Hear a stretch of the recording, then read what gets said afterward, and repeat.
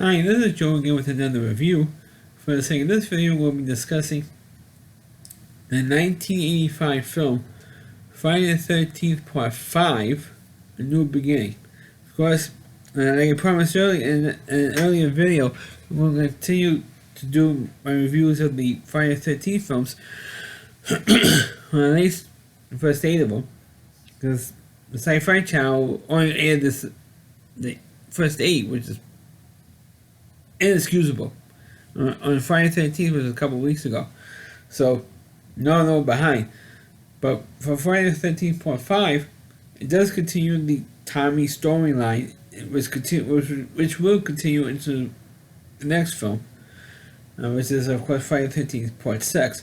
We're concentrating on Part 5, and the previous film, Part 4, was supposed to have been, the final movie of the franchise, or the Friday the 13th franchise, I should say. But that movie made a boatload of money, or a reasonable amount of money. So, let's do another sequel. So, of course, this one, by now, at this point, it's getting, I think the movie's only getting worse already, but it's starting to get worse and worse and worse.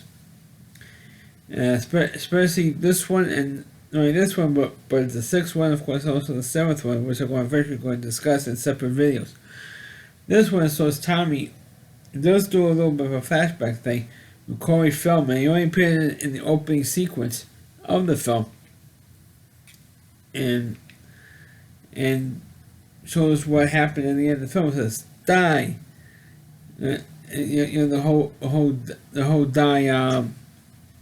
Tommy die. Tommy died. The whole thing the way it was edited, and then of course it shows him as an adult, or at least a teenager anyway, goes to the a farm, like a halfway house, which ironically happens to be in the Crystal Lake area, and of course one of the patients in there happens to be a guy who wants to give everybody a stupid candy bar. I mean, it's like, what is this guy, Willy Wonka or something? I mean, this makes Willy Wonka, Gene Wilder performance look normal. I mean, by comparison, he's always giving a guy, wanting to give somebody a candy bar, and one of the other patients that had to be there has been chopping wood, so he's going nuts, and because he tells the guy, get away from him, and said, I don't want a candy bar, get away from me. Blankly blank, cutting the guy out. And the guy with the candy bar couldn't take the hit. So this guy just grabs an axe and that's whacks, and then a Lizzie Bourne bit, give him like 40 whacks and kills him in front of whoever happened to be there. So of course the guy goes to jail, the candy bar guy dies, and this happens within the first maybe 15 minutes of the movie. And the rest of the film, Jason comes back and starts killing people. And meanwhile, what you really didn't know was that this was not the actual Jason.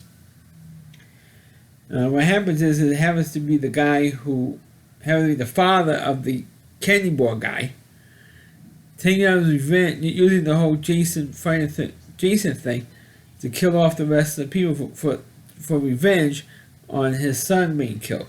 And this halfway house for Looney Birds, a Looney Bin halfway house. So that's what happened. You didn't actually see Jason Voorhees in the whole thing, and you could tell that because it's not exactly the same hockey mask that Jason was wearing. It's a completely different hockey mask, because they had the red marks all over the face, or the hatchet mark on the mask. So you could tell it was not the same hockey mask, and not only that, but it's not the same Jason. It was just a guy impersonating Jason, using the whole thing to kill everybody. And I thought it was kind of lame. I mean, I saw that bit on Cinematic's review of the whole Friday the 13th series. I said, what? Because I had never seen the 5th movie before, and so believe it or not, and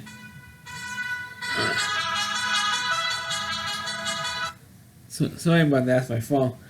And so the fifth movie, um, I mean, the guy who was the father of the candy bar guy decided to use the whole Friday the 13th to get revenge on the death of his son. I mean, it's like, really? I mean, I thought it was just so lame. I mean, there's a cliche that was really stored by this movie and was parodied in so many other, like in the Scream movies, in particular. But Friday the 13th 5, I thought it was kind of lame. And it was kind of nice to continue the Tommy storyline from the previous film. But beyond that, I mean, he was really using this movie, and there was another scene after this. Yeah, it wasn't this movie. But one of the inmates asked this hot girl that he had the hots for, and said, "Will you make love to me?" I want to make love to you, and she just laughs in his face, and he gets pissed off over it. I mean, yeah, he asks the girl if you want to have sex, that he likes to have sex with you, and you laugh in his face. Well, how do you expect the guy to react? But in terms of the film, I thought it was okay. Especially that twist. They use the Jason thing. I mean, I thought it was kind of lame.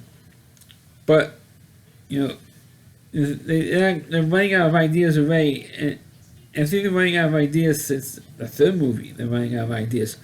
And if you did it like 3 times, and with the words, I mean, it's like not even the fifth movie. It's like the same damn thing all over again. So that's very, it's going to get worse, folks. In the Friday the 13th movie, it's going to get worse. And that's why people make fun of this series, and by the time they had the next movie, we're so sick of the Friday the 13th thing that it's not even, not even funny. So that's my review of Friday the 13th Part 5, A New Beginning. Please click on the video, please rate it, please subscribe to my channel, please forward this video onto your Facebook pages. You can check out all my reviews on my YouTube channel at rallyc.com, so WDY, C.com, the homepage of reviewer, Christy Moore. Please check out all of his videos on his website.